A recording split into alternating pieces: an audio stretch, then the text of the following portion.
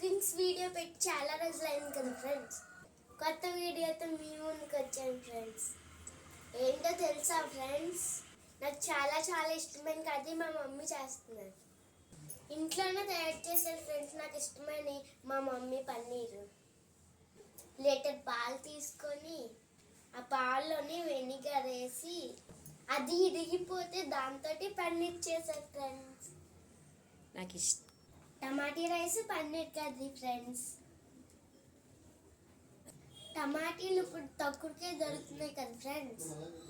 మీరు కూడా ఒకసారి ఇంట్లో తయారు చేయండి ఫ్రెండ్స్. నాకైతే కుకింగ్ చాలా చాలా ఇష్టం.